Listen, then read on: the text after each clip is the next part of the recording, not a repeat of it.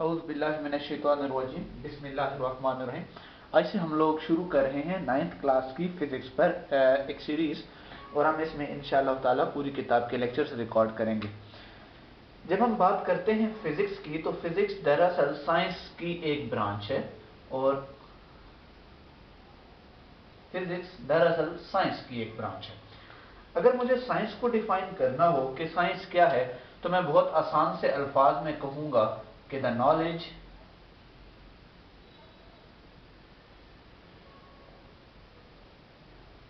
gained through observations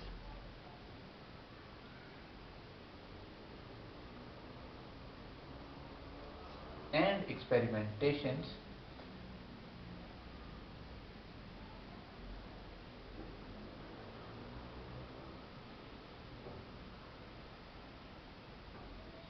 is called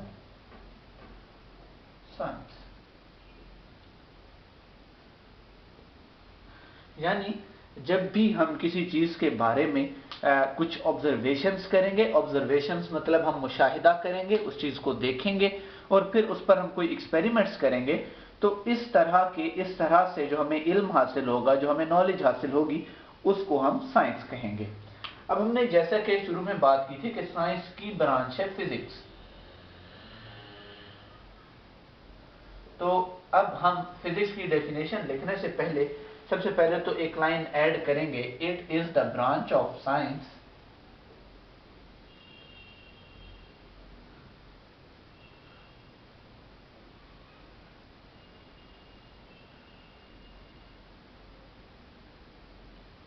अब इस तरह की एक लाइन हम फिजिक्स की ब्रांचेज में भी जब ऐड करेंगे, तो फिर हम ये कहेंगे it is the branch of physics. और हम इस तरह आसान से एक फॉर्मूला देखेंगे कि किसी भी ब्रांच का की डेफिनेशन हम कैसे लिख सकते हैं। तो हम फिजिक्स की डेफिनेशन जब हम लिख रहे हैं, तो हम कहेंगे it is the branch of science in which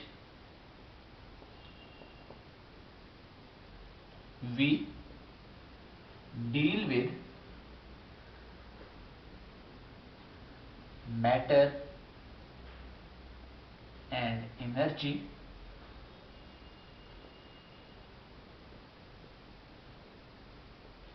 and their mutual relationship।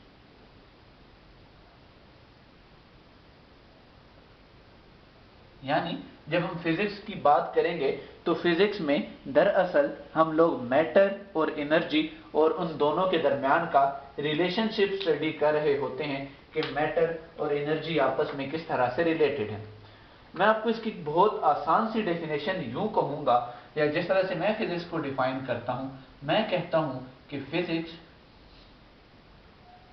Is the study of nature.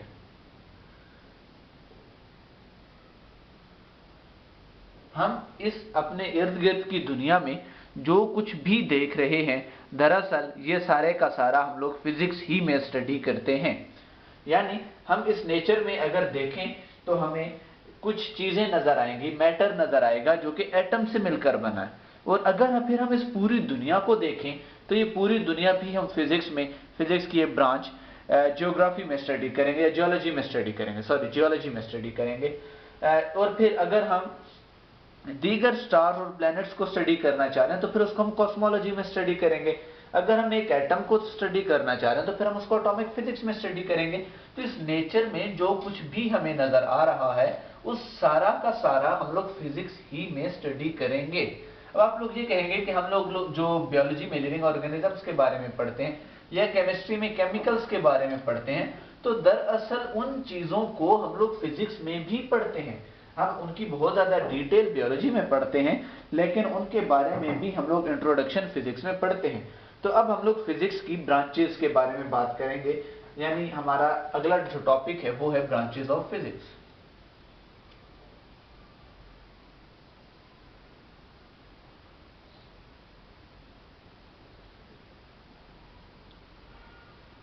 Physics की ब्रांचेस में सबसे पहले हम लोग बात करेंगे मैकेनिक्स की।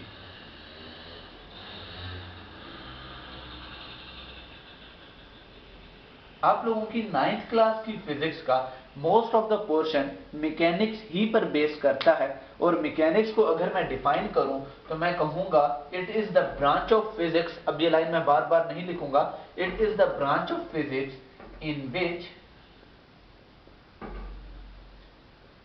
We study the motion of objects. जब हम लोग स्टडी कर रहे होंगे कि कोई ऑब्जेक्ट मूव कर रहा है तो वो किस वजह से मूव कर रहा है, किस तरह से मूव कर रहा है और क्यों मूव कर रहा है, तो इन सारी चीजों को जब हम स्टडी कर रहे होंगे तो उस ब्रांच को हम नाम देंगे मैकेनिक्स। दूसरी ब्रांच है thermodynamics.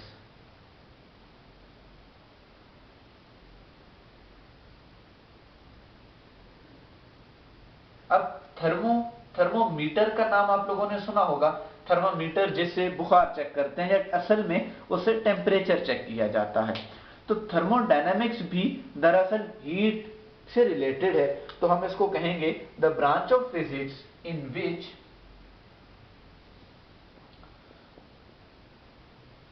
We study about heat. अब हम हीट के बारे में क्या पढ़ेंगे फिजिक्स में? हम देखेंगे the mode of its production,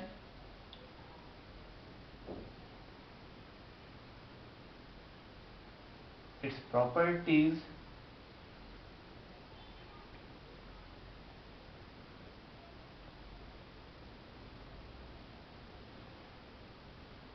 and modes of transfer. यानी जब हम लोग हीट की प्रोडक्शन के बारे में पढ़ रहे होंगे कि हम कैसे हीट प्रोड्यूस कर सकते हैं, और हम इसकी प्रॉपर्टीज देख रहे होंगे और इसके ट्रांसफर करने के तरीके देख रहे होंगे, तो हम इन सारी चीजों को थर्मोडायनेमिक्स में पढ़ेंगे। यहां पे एक और चीज भी हम लोग ऐड कर सकते हैं, द एप्लीकेशंस, कि हमारी डेली लाइफ पे थर्मोडायनेमिक्स के क्या क्या असरात हैं, ये सारी चीजें भी हम लोग थर्मोडायनेमिक्स में ही पढ़ेंगे। अब हम लोग के पास इसके बाद जो ब्रांच आती है वो है साउंड। आप लोगों का 10th क्लास का दूसरा चैप्टर पूरे का पूरा साउंड पर होगा, तो साउंड भी दरअसल एक फॉर्म ऑफ एनर्जी है, और इसको भी हम लोग फिजिक्स ही में स्टडी करेंगे। तो अब हम लोग इसकी डेफिनेशन कैसे बनाएंगे? The branch of science in which we study about sound, its production,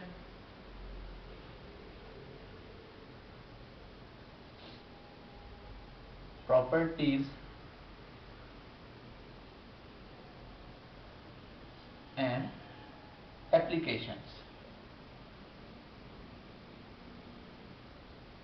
एक एप्लीकेशन तो साउंड की यही है कि जो मैं अभी बोल रहा हूं और आप लोग ये चीजें समझ रहे हो।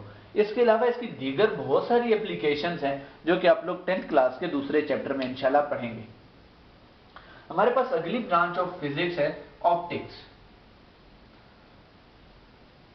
अच्छा, आपकी किताब से मेरी ये तरतीब हिल सकती है, मतलब आगे पीछे हो सकती है, लेकिन मैं कोशिश करूंगा कि सारी की सारी ब्रांचेस मैं आप लोगों को बता दूं। ऑप्टिक्स दरअसल लाइट को कहते हैं, स्टडी ऑफ लाइट को।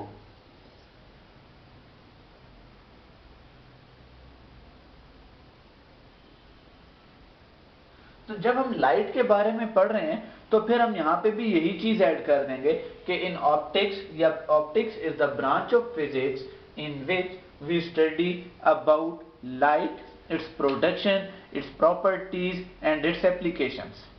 तो ये बहुत सिंपल सी चीजें हैं। अब मैं आप लोगों को इसकी डेफिनेशन मैं एक्सपेक्ट करूं कि आप लोग खुद से बना सकते हैं। अब अगली जिस तरह से ब्रांच है हमारे पास एटॉमिक फिजिक्स।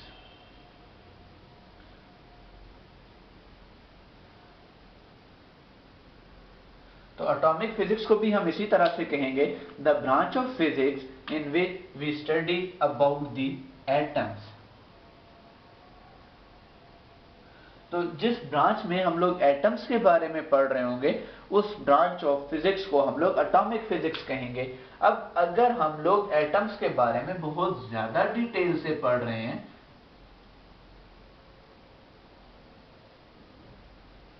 कि हम लोग एटम में मौजूद न्यूक्लियस को बहुत ज्यादा डिटेल से पढ़ रहे हैं, तो उस ब्रांच ऑफ फिजिक्स को हम लोग न्यूक्लियर फिजिक्स कहेंगे।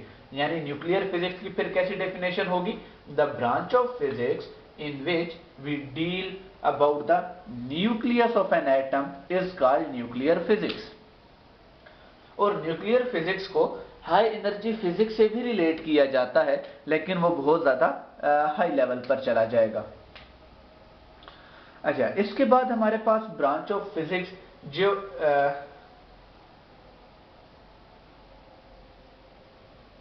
जियोलॉजी यानी द स्टडी ऑफ अर्थ। तो इस ब्रांच की मैं डेफिनेशन लिख देता हूं, the branch of physics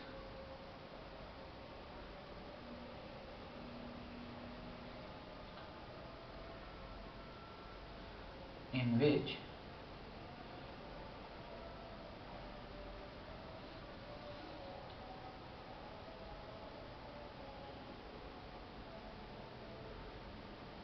Earth is called geology। इसके बाद हमारे पास जो नेक्स्ट ब्रांच है वो हम लोग कहेंगे प्लाज्मा। हम लोगों ने पढ़ा हुआ है कि मैटर की कितनी स्टेट्स होती हैं, there are 3 states of matter, solid, liquid and gas. But actually एक 4th स्टेट ऑफ मैटर भी होती है और जिसको हम लोग प्लाज्मा कहते हैं। तो जब हम प्लाज्मा फिजिक्स की बात करेंगे तो हम लोग क्या कहेंगे, it is the branch of physics, it is the branch of physics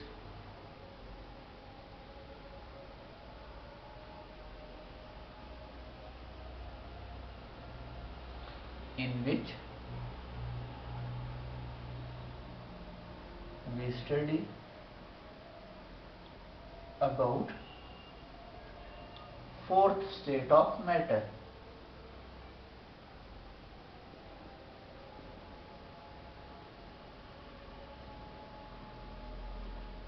और 4th state of matter क्या है, that is plasma। और फिर हम यूं भी कह सकते हैं, we also study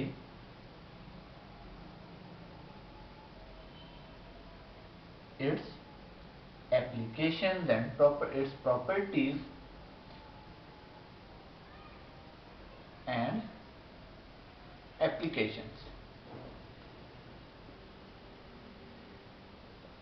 तो अब ये जो कुछ एडिशनल लाइंस हैं, जिस तरह हम ये कहते हैं कि it is the branch of physics in which we study about, तो ये लाइन आप हर ब्रांच में इसी तरह से ऐड कर सकते हैं। और फिर हम यहाँ पे इस पार्ट में उस ब्रांच का थोड़ा सा इंट्रोडक्शन देंगे कि उस ब्रांच में दरअसल होता क्या है, और फिर हम आखिरी लाइन ये भी, we also study about its properties and applications, हर ब्रांच के साथ ऐड कर सकते हैं।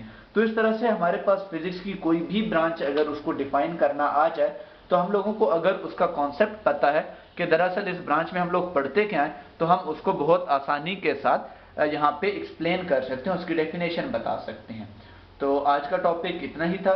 हम नेक्स्ट लेक्चर में इंशाअल्लाह ताला base quantities and derived quantities को देखेंगे।